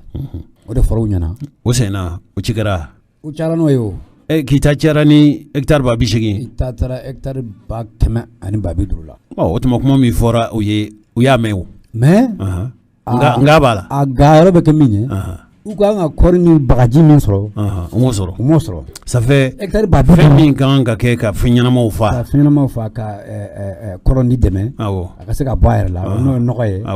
u ye hectare ba bi duuru u y'o nɔgɔ n'o bagaji de bila ka taa daba bala e b'a fɔla cogo min a kɛra ten koyi a kɛra ten o man ɲi donc u ko fana ko u ye bagaji min bila olu ye olu juru don dugu caman de bɛ yen bilahi o ma nɔgɔ sɔrɔ o ma bagaji sɔrɔ ne ko an tɛ wuli ka taa u ɲininka u ka tɔn ɲɛmɔgɔw u ka dagaba tɛ kita de wa u bɛ kita an tɛ se ka wuli ka taa u ɲininka wa an bɛ yanni kita cɛ an man jan i bɛ taa don min na i bɛ segin o la ni Ala sɔnna ma waati nata ninnu na an bɛ wuli ka se yen donc hectare ba 50 o de minɛnw taara ça veut dire que hectare ba 100 in o bɛɛ ye ten nɔgɔ tɛ k'a la bagaji tɛ kɛ ka fɛn ɲɛnamaw fa wa u ko fana ko u ye juru minnu na ko b'olu de ka kɔri san olu de ka kɔri bɛ san sanni bɛ daminɛ o de ma jɔnni y'o fɔ CMDT de y'o fɔ CMDT y'o de fɔ n ko CMDT ɲɛmɔgɔ bɛ an fɛ yan Bamakɔ yan an tɛ taa ɲininka an bɛ se ka taa ɲininka an ka taa ɲininka an bɛ se ka taa ɲininka wa o kelen bɛ Kucala parce que Kucala n ma taa Kucala premier ministre bɔra o dɔn ne taara Kucala an bɛ taa Kucala fana ne yɛrɛ baarakɛɲɔgɔnw bɛ yen u bɛ arajo sow la arajo so dɔ yɛrɛ bɛ yen o tɔgɔ la n'o kɔrɔli arajo so arajo kotɔn an baaraɲɔgɔnw don olu de b'an ka kunnafoni lase Kucala sisan olu yɛrɛ ye kɔrisɛnɛla dɔ ye n'u tɛ arajo so kɔnɔ u bɛ taa foro la u y'o kuma kelen de fɔ exactement ko u y'a triplé de kɔri mun sɛnɛ Sikaso ça fait salon komi kɔri ma ci kɛ kɔri cikɛlaw firila kɔri cikɛli kan dɔ farala parce que dɔ farala u kan ka nɔgɔ min sɔrɔ u kan ka bagaji min sɔrɔ u ma sɔrɔ CMDT fana ye fili min kɛ parce que salon bagaji kɔrɔ ni nɔgɔ kɔrɔ minnu tun bɛ yen ni sɛnɛkɛlaw banna la u y'o bagaji kɔrɔ ni o nɔgɔ kɔrɔ u y'olu de labɔ ka sɔrɔ ka qualité yɛrɛ tugura ye man ɲi daba bala u ka bagaji kura demander u m'o kɛ dɛ kɔrɔlen minnu bɔra ye dɛ hali o tɛ labɔli kɛ o da taama labɔli kɛ o n'u tun nana ni kura ye ka fara kɔrɔlen i b'a sɔrɔ fana jamana faamaw fana u hakilila ma latigɛ ka fɔ mɔgɔw na sɔn ka kɔri cikɛ kɛ o mana kɛ cogo o cogo a bɛ se ka san a bɛ se ka na kalo kelen ka d'u ma voilà surtout que a dilan usine tun b'an fɛ yan mais u y'u lagosi olu taara n'u ka fɛnw ye mais hali o bɛɛ kɔ ni u sɛbɛn ma a bɛ se ka na cogoyali tɛ nin kalama de kɔri nin fɔra ye m'a dɔn ni nin fɔra ye parce que faama fɛn caman bɛ dogo i la nka ni a ma fɔ a ye k'i fɔlen filɛ nin ye sisan kɔri cikɛlaw ka tɔn minnu bɛ kita i b'i labɛn i b'a f'u ye ko an bɛna taa u fɛ Kucala taw ne bɛ wele bila u ma Rajal jamana marabolo ɲɛmɔgɔ a fana taara Segu a taara Jabali ka taa an ka sɔrɔlasiw lamɛn yen ka taa kɔlɔn kɔnɔ ani Segu dugulenw kumana i yɛrɛ y'a ka kumaw mɛn tuma dɔ la ale bɛ t'i yɛrɛ makaran cikɛlaw ye k'i yɛrɛ madiyaw ye yala o ye ne ka faamuya ye nka e y'a faamu cogo di i ye Daba Bala ka kuma mɛn sisan n ye Daba Bala ka kuma mɛn n'i ye jamana premier ministre ka tagama in bɛɛ lajɛ n'a bɛ don dugu o dugu kɔnɔ o y'anw ka jateminɛ ye i b'a sɔrɔ jamaba de bɛ fara ɲɔgɔn kan kumakan kelen de b'u da ko on soutient la transition an bɛ transition jigiya kɔrɔ dɔ fara u ka baara fana kan kuma dɔ la ne bɛ n yɛrɛ ɲininka n'a y'a sɔrɔ premier ministre tɛ campagne de la pour que ka prolongation transition in prolonger ka taa ka wuli ka s'u ma tiɲɛ don nka ale bɛna waati min na jamana bɛ lahala min na est-ce que déjà assise min fɔra ko bɛna kɛ o bɛ se ka bɛn ni furancɛ kɔnɔ o bɛ se ka kɛ hali n'a y'a sɔrɔ o bɛnna ni furancɛ in kɔnɔ assise bɛ se ka kɛ ka mɔgɔw wele ka na sigi ka kuma bɛ kɛ Bamakɔ yan o bɛ se ka kɛ ministre wɛrɛw bɛ yen minnu ka baara bɛ se ka kɛ nin taama ninnu ye nka premier ministre ka taama ye nin waati la ne kɔni ma d'a la ka fɔ ŋaniya dogolen dɔ b'a kɔfɛ an bɛ samiya de la sɛnɛkɛlaw kan ka sɛnɛ de kɛ sisan nin wagati tɛ faama kunbɛ wagati ye dɛ u mago bɛ fɛn min na u k'o d'u ma fɔlɔ n'u y'o d'u ma i n'a fɔ Daba Bala ye min fɔ n'a tun taara ni nɔgɔ ye ni nɔgɔ tun taara a ka tila yɛrɛ a y'a sɔrɔ u mago bɛ fɛn minnu na o sera ka kɛ n b'a f'i ye sɛnɛkɛla ka tɛgɛrɛ fɔ da ye wagati kunkurunin de ye dɛ n'i m'a ta kɛ a b'i bila dɛ donc premier ministre ka nin taama ninnu an kɔni bɛ se k'a fɔ nafa ɲɛ kelen min b'a la jamana ɲɛmɔgɔw ka wuli ka se jamanadenw ma o ka ɲi a bɛ danaya sinsin ani ɲɔgɔn cɛ nka nin taama in u kana taa ni dalakuma gansan u kana taa n'o ye ne kɔni bɛ ka ja minnu ye a bɛɛ kun ye de dɔrɔn Choguel bɛ baara min na u ka dɔ fara a kan walasa a ka se ka fɛrɛ nin baara in ma ne bolo an t'o wagati la bi quoi a nana sɔrɔ jamana bɛ dingɛ kɔnɔ an bɛ kirike de kɔnɔ a ka labɔ fɔlɔ n'a y'a labɔ hali kalo 2 jamanadenw de b'a fɔ k'u ka dɔ fara a kan sinon a ma se mɔgɔw ka labɔ n'a ye ca kɛ a y'i cɛsiri misiri ca jaabi o de bɛ se ka o nana wolo fɛn dɔw la waati nana koron o bɛɛ ma se ka ɲɛnabɔ mun bi sɔn ka a mɔnɔ bɔ a ye nka k'i yɛrɛ bama an ka dɔ fara kan an ka dɔ fara kan o ye n t'a fɛ ka baara kɛ hali min bɛ se ka ɲɛ waati fɔlen in kɔnɔ komi ne t'a fɛ ka baara kɛ fo dɔ ka fara kan dɔ ka fara kan kuma ka ca dɛ. Bamananw b'a fɔ ten ko mɔgɔ t'i yɛrɛ fɔ n'i ye ko kɛ n'a ka ɲi mɔgɔw de b'a fɔ o de tiɲɛ ni dɔ kan ka fara kan mɔgɔw de b'a fɔ dɔ ka fara kan nka ne kɔni bolo école karamɔgɔw olu murutilen don bi premier ministre bɛ taama la ko caman bɛ yen ko minnu kan ka se ka ɲɛnabɔ Ibrahim Boubacar Keita don min an bɔra ka fara ɲɔgɔn kan ko k'a gɛn e tun b'a la ne tun b'a la a foyi ma fɔ ne kɔ nkanw de jiginna fossé kɔnɔ ORTM da la n'an ye kilomètre 1 boli ka niveau jukɔrɔ don min na Forsati mɔgɔw ye u ka fɛn tiɲɛna kunnafoni sira fana i kunnafoni ɲinitɔ don wa i fanga bin de tun don anw kunnafoni ditɔ de tun don nka n b'a f'i ye mɔgɔ minnu nana kunnafoni dila ko tun t'a la dɛ kunnafoni dila ko tun t'a la dɛ mɔgɔ min sen sera k'i tila o y'a yɛrɛ ɲini cilazela o y'a yɛrɛ ɲini cilazela n'i bɔtɔ ye i cira min na i m'o fɛ anw y'an ka baara kɛ fo ka s'a dan na nka n bɛ min kɔni fɔ jamanadenw ka kɛlɛ jaabi u mago bɛ min na jamanakuntigi dɔ in bɔra ye min kama anw m'a fɔ k'an bɛ coup d'état ko la dɛ mais a bɔra ye min kama u kan k'o de kɛ sisan n'u tɛ se k'a kɛ u k'a to yen an kɔni u ka kalata organiser kalata ka labɛn komi u bɛ k'a fɔ u bɛ k'a don mɔgɔw kunna ko an tɛ se ka kalata nin kɔnɔ n b'a f'i ye CEDEAO n'an bɛnkan kɛra min ye o ye de kala ka ta délai kɔnɔna na an kana tɛmɛ délai in kan ni délai in tɛmɛna a bɛ gɛlɛya dɛ taji o tɛ bɔ anw ka jamana kan yan fɛn caman bɛ anw ka jamana anw b'o labaara hali tulu dɛsɛlen don sugu kɔnɔ bi nka tulu dɛsɛli y'an ɲɛna nɔ ye an banna ka ci kɛ tiga tulu bɛ jɔ nin ye maninka ye tiga tulu bɛ bɔ o tɛ tiɲɛ kɔɔri tulu bɛ bɔ hali zira kolo tulu bɛ bɔ si tulu bɛ bɔ fɛn caman b'anw fɛ yan min tulu bɛ bɔ an banna ka nin bɛɛ tulu bɔ min yɛrɛ ka jugu n'a bɛɛ ye o ye kɔɔri ye ne hakili la Mali kɔni kan ka kɔɔri ci ka ɲina hali n'an sera an bɛ deli ka min kɛ kɔrɔlen hali n'an kɛra fɔlɔ ye diɲɛ kɔnɔ o ka ɲi n'an ma se ka fɛn wɛrɛ kɔni kɛ n'an ka kɔɔri kolo bɔ an tɛna o kɛ tulu ye wa n'o kɛra tulu ye an n'o jagoya tulu bɛ dɛsɛ wa ni kɔɔri ma san ni tulu sanna don ni bagan dumuni sanna don daba Diossé kɔɔri sɛnɛ la fɛn caman b'a duguma dɛ hali ni Mali ye kɔɔri caman sɔrɔ san min na u bɛ kɔɔri kulu ta ka don mobili kɔnɔ yan ka taa n'an kɛrɛfɛ jamana o man kan mais a bɛ kɛ n bɛ Arasi Jali ka kuma sɔn ji la premier ministre ka Segu taama in na gɛlɛya caman bɛ yen koyi ale nakun ye ka élection de organiser a bila a ka baara fɔlɔ a fana ye dantigɛli kɛ dɛ a ye dantigɛli kɛ CNT mɔgɔw ɲɛna baara kologirin dama dama b'a bolo wotew labɛnni kɔni b'a la nka fɛn wɛrɛw b'a la kana sabatili kana yɛrɛ tɛ ka sabati o n ko dɔ bɛ ka fara kan dɛ i kɔrɔ olu n'a ma 60 kɔ u taara olu fa Gawo mara la nka dɔ fana bɛ ka kɛ dɛ ale yɛrɛ ka yɔrɔ de y'an sɔn koyi e ma sɔrɔlasiw ye fɔlɔ la a bɛ fɔ de ko an ka sɔrɔlasiw bɛ boli nka sisan don hali sisan u bɛ ka terrain perdu koyi n ko Yoroso ye kɔrɔsɛnɛ yɔrɔ dɔ de ye Yoroso CMDT agent minnu bɛ Yoroso n'a la minnu na n'i bɛ bɔ Kucala ka taa Yoroso CMDT ka usine dɔ bɛ yen n tɛmɛna ka taa lajɛ o cɛ o encadrement minnu bɛ sɛnɛkɛlaw ci ladilikan ni sɛnɛkɛlaw ma lakana tellement que lakana tɛ yen olu tun bɛ dugumisɛnnin arrondissement minnu na CMDT ye ci bila u ma k'u kana Yoroso dugu kɔnɔ parce que lakana tɛ yen bon hali office Niger yɔrɔ lakana tɛ yen fana maa dɔw bɛ taa sɛnɛkɛlaw kama u ka maloforo la k'u ka sɛnɛ dabila bɛnkan tun sɔrɔla Haut Conseil islamique ka ɲɔnɔ mara la Farabugu ni Jabali ninnu mais gouvernement tun kan ka min kɛ armée tun kan ka min kɛ o waati u m'o kɛ parce que ninnu tun ka marafɛnminɛnw dugulen bɛ dugu minnu na f'u ye pression kɛ olu kan u commencera ka u ka marafɛnw labɔ ka taa n'a ye kɔfɛ mɔgɔ tɛ yɔrɔ minnu na mais u tɛmɛna sira minnu fɛ an ka armée tun positionné bɛ o sira bɛɛ fɛ olu ye minɛn minnu minɛ u la ci bɛ bɔ yɔrɔ wɛrɛ k'u ko olu bila donc olu n'u ka minɛnw bɛɛ bɔra ci bɛ bɔ yɔrɔ jumɛn Bamakɔ kɛ ci bɛɛ bɛ bɔ Bamakɔ yan de o daba ko fanga de bɛ sɔrɔlasiw yɛrɛ bolo yɔrɔ nin tɛ IBK ko ye tuguni sɔrɔlasiw yɛrɛ tɛ fanga na sɔrɔlasiw de bɛ fanga la olu bɛ se ka fɔ cogo di ko sɔrɔlasi yɛrɛ dama ka ninnu ka marifaw bila daba dalu b'a la ko parce que accord bɛ yen bɛnkan bɛ yen min tɛmɛna u ni ɲɔgɔn cɛ donc o bɛnkan kama aw y'u bila u ka taa u bɛ taa yɔrɔ mun na donc olu n'u ka maramafɛnw taar'i sigi yɔrɔ la mais u bɛ se ka segin rapidement alors que opportunité kun dɔ ko maramafɛn minnu la mais u kun kan ka mun kɛ waati u m'o kɛ o de la halisa gɛlɛya bɛ yen donc sokɛ ka iniko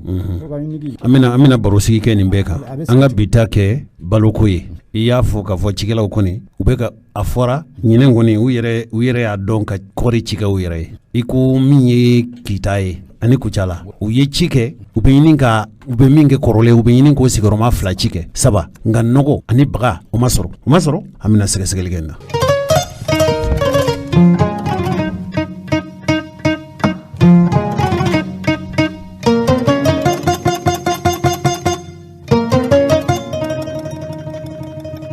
An balimaw Daba Bala Keita bɔra ka min ɲɛfɔ aw ye sisan o de ye ka fɔ kana ani lakana a dabali hali n'a y'a sɔrɔ k'a bɛ tigɛ faso ɲɛmɔgɔw fɛ tuma min na Ibrahim Boubacar Keita bɛ fanga na ni mugu cira yɔrɔ dɔ sɔrɔlasiw u fatura wala binkɛrɛw kan waati tɛmɛna a bɛɛ lajɛlen donnen taara ka da Ibrahim Boubacar Keita kun ale ye jamanakuntigi ye o de la jamana mara man nɔgɔ o jamana mara ne kɔni ye bɛɛ ka ɲɛmɔgɔ ye i n'a fɔ kuntigi fɛn o fɛn kɛra n'o kɛra tiɲɛni ye a bɛɛ donni bɛ ta ka da i kun nka yala Ibrahim Boubacar Keita bɔlen fanga na fo ka se nin waati ma yala dɔ farala sɔrɔlasiw an ka kɛlɛcɛw ka se kan wa cɛkɔrɔba ni musokɔrɔbaw o ɲininkali ne tɛna jaabili wɛrɛ kɛ o la nka aw ye Daba Bala ka kuma mɛn hali karijan dɛmɛnen Mali kɔrɔnfɛ dugu min bɛ yen n y'a yira u la k'a fɔ ni kunsi Mali kɔrɔn ma jamana min bɛ anw ni kɔrɔn cɛ o ye Niger jamana ye nka tuma dɔ la kɔrɔn yɛrɛ kinifɛ bolo n'i jɔ k'i ɲɛsin kɔrɔn ma i kinifɛ bolo nagakɔrɔla la Burkina Faso de bɛ anw n'o cɛ Burkina Faso fan dɔ bɛ anw ni kɔrɔn cɛ dɔɔni nka fan dɔ fana bɛ yen o bɛ anw ni Worodugu de cɛ nka furancɛ dɔ bɛ yen jamana 3 furancɛ la yɔrɔ min bɛ yen n'o ye Mali maradugu ye o ye an sɔngo de ye an yɛrɛ ye ɲɛfɔli kɛ aw ye k'a jira k'a fɔ karijan tɛmɛnen a kɛra kibaruyaw lasera k'a fɔ dugu 3 bɛ yen marifatigi dɔw taara ka taa bin mɔgɔw kan n'i ma fili n'i y'a ye k'a fɔ ne yɛrɛ kɔni ka faamuyali la Daba Bala fɔlɔ la de u b'a fɔ Mali sɔrɔlasiw bɛ nin daga la u bɛ taa bin u kan nka a bɛ waatinin bɔ bi dɔ bɔra o la kɔsa in na ta yɛrɛ mɔgɔ minnu m'a min u m'a bɔ jamanaden gansanw don furancɛ min bɛ jamana 3 ni ɲɔgɔn cɛ n'o ye Burkina Mali ani Niger o furancɛ minnu bɛ jamana in dugukolo tilalen don jamana 3 ni ɲɔgɔn cɛ an sɔnko masurunya na marifatigi dɔw hali bi maa min kan bɔ koyi k'olu de y'a baara kɛ siga kɛn bɛ maa minnu ma ni laadala duguminɛ a sɔnkɔrɔ ye kini de bisigiw bɛ yen k'a fɔ olu de y'a baara kɛ ko minnu ko b'a fɛ ka silamɛ fanga karaba silamɛ mara karaba farafinna cɛncɛnfuga tile binfɛ a bolo in fɛ k'olu mɔɔw don nka maa minnu fagara a taara fo maa 51 hakɛ la nka an ka sɔrɔlasiw tuma min na a fɔra ko binkɛr'u kan yen ka an ka jamanadenw kan sɔrɔlasiw taara fɛlɛbɔla ye an ye kibaruya minnu mɛn Mali sɔrɔlasiw yɛrɛ dɔrɔn t'o yɔrɔ la Faransi ka kɛlɛbolo min bɛ yan n'o ye Barkani u fana bɛ yen Niger kɛlɛbolo bɛ yen Burkina kɛlɛbolo bɛ yen ni jamana 3 bɛɛ bɛ ka fara ɲɔgɔn kan k'a fɔ k'u bɛ maa minnu kɛlɛ olu taara nin wale cɛjugu in kɛ yen nka yala o tuma o kɛlɛbolo minnu bɛ yen n'o tɛ an faso dɔrɔn kɛlɛbolo ye u dɛsɛra de wa u dɛsɛra de kɛ u bɛ a san joli san 8 walima san 9 a ka gɛlɛn wa u dɛsɛra de san 9 i bɛ kuma kelen min kan kelen mɛn na u dɛsɛra san 9 u dɛsɛra yani Wataguna an sɔngɔ mara la o fale jugu in ka kɛ premier ministre Sogɛl yɛrɛ an sɔngɔ ka de a yɛrɛ faso de ye faso de an sɔngɔ ye an sɔngɔ ka don siga t'a la an sɔngɔ ka don mais ani ye tɛ janya na dɛ a tɛ se parce que n'o kibaruyaw sɔrɔ k'a to Ibrahim Boubacar ka ministeriya la a taara ye a filila yɔrɔ ma yɔrɔ bonyana so ɲuman bɛ ka jɔ ye kunnafoni lasira tɛ maa teri ye koyi lakana sira kan yani yɔrɔ ninnu ka attaquer maa ninnu y'u ka ko labɛn de koyi yala bɛ u commencera fɔlɔ ka réseau téléphonique Malitel Orange ni Sotelma k'a tigɛ ka olu pylône de ka bɛɛ kari dynamité fɔlɔ ka mugu dɔ la ka bɛɛ kari ka ci mais an ye kunnafoni dɔw sɔrɔ ko o citɔ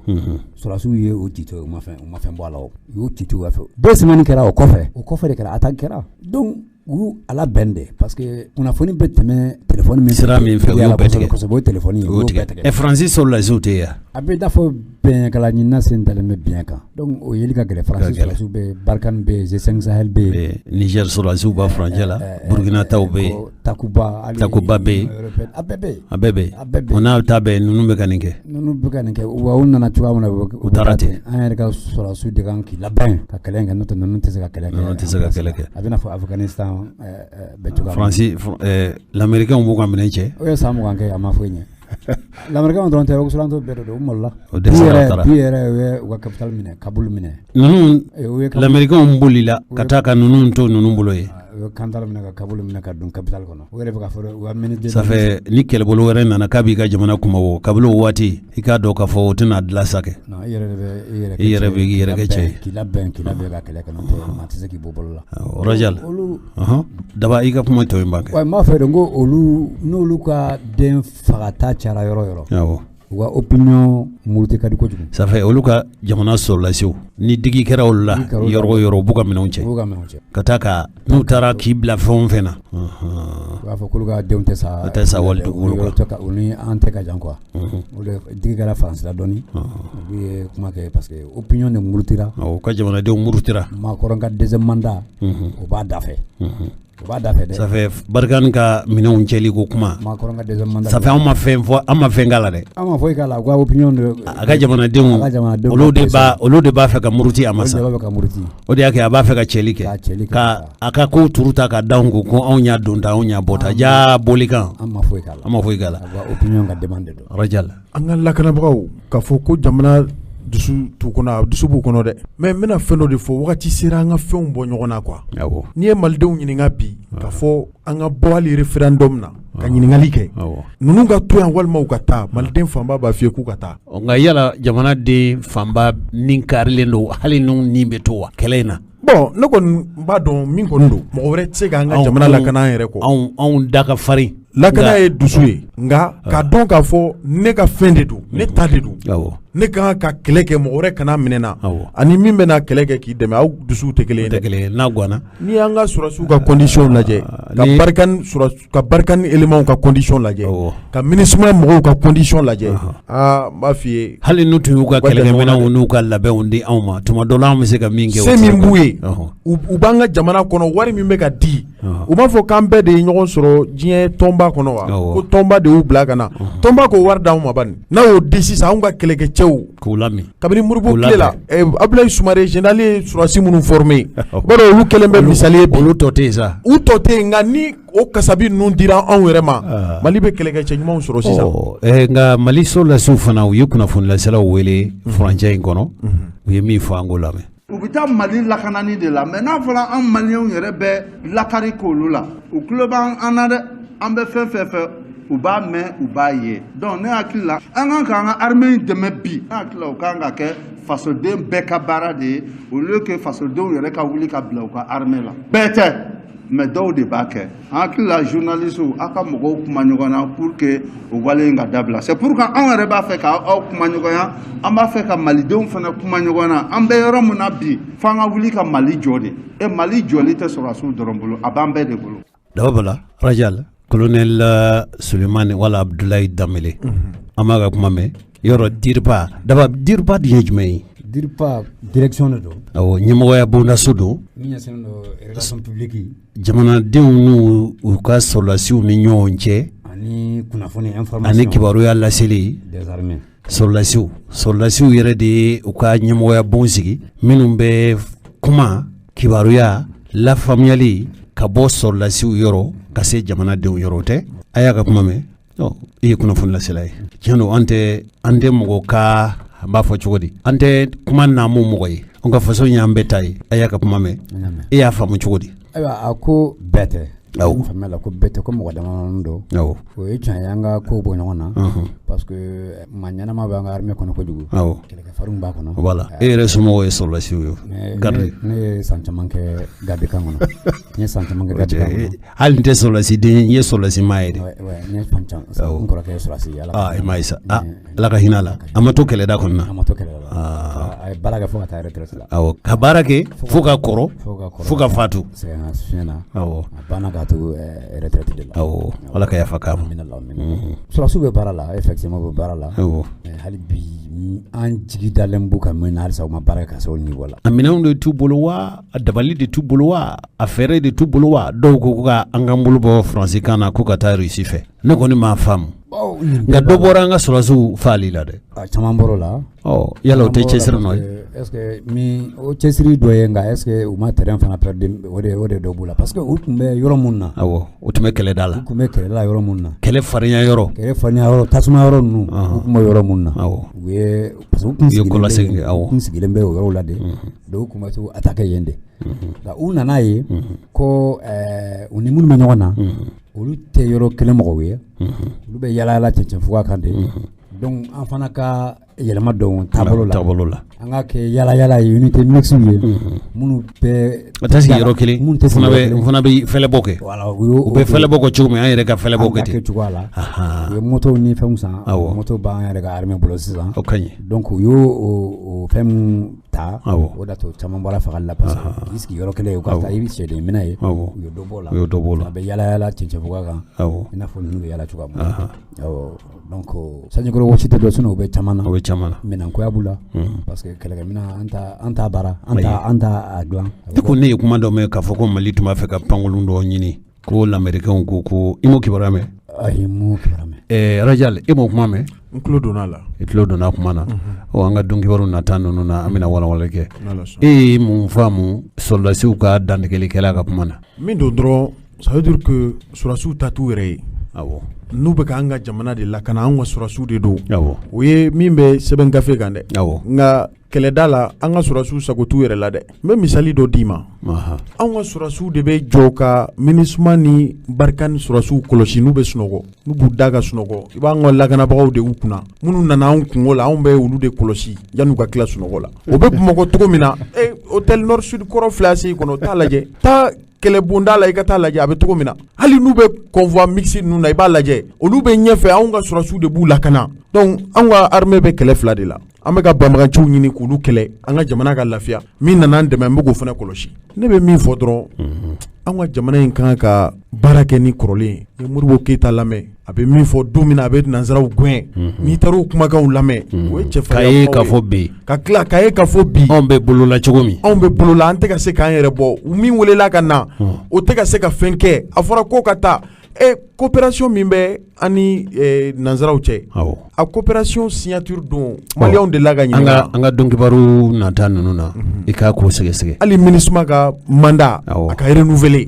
a man kan ka kɛ jamanadenw kɔ dɛ nka san o san mandat bɛ renouveler o mandat in a kan ka lajɛ n'i y'a mɛn i b'a fɔ ko an ka baara kura kɛ kɔrɔlen min kɛra an kan k'o ɲini k'o dɔn an y'o ɲɛɲini voilà o tɛ anw ka baaraw la nin bɛɛ ye gɛlɛya ye gɛlɛya min manque de communication de bɛ jamana marabagaw ni jamanadenw ni ɲɔgɔn cɛ u ko surasi man ka kuma ko l'armée c'est la grande miette surasiw ma kuma daminɛ nin ye ayi u ba degunna a tɛ kini kɛ o bɔra la o ko fanga in b'olu de bolo voilà i m'a ye maaw dɔw ko an ta t'u bolo sa k'a lajɛ wa o man fɔ wa nka an b'a lajɛ n'an ɲɛ kelen ye dɛ n'a tiɲɛn'u bolo a tiɲɛna anw ta de don dɛ anw ma kala ta ka surasiw nati dɛ u nana u yɛrɛ ye de marifa u nana ni marifa de ye donc n'a b'u bolo anw fana tɛ se k'an da k'an sen bɔ a la n'i y'a ye jamanadenw b'u makun u man tɔn dababa la n'u ye marifa ta k'u sigi u dɛsɛra fɛn o fɛn na ko fanga t'u bolo sisan a bɛɛ t'u yɛrɛ bolo sa wa n'u ma se ka min kɛ sa o tɛ maa nɔ ye dɛ o y'u yɛrɛ nɔ ye nka an fana k'u dɛmɛ an seko ye mun ye an k'u dɛmɛ ni hakilina ye an seko ye mun ye an b'o kɛ a bɛ k'o kɛ an bɛ kunnafoniw d'u ma awɔ an b'u lasobi olu de fana ka ni kuma min fana bɛ sen na ko waati min dir'u ma ko waati ka sɔrɔ ko n'a y'a sɔrɔ dɔw bɛ se ka fara kan k'a mɔɔnɔ bɔ an tɛ kɛ sini dɔn kibaru ye waati ma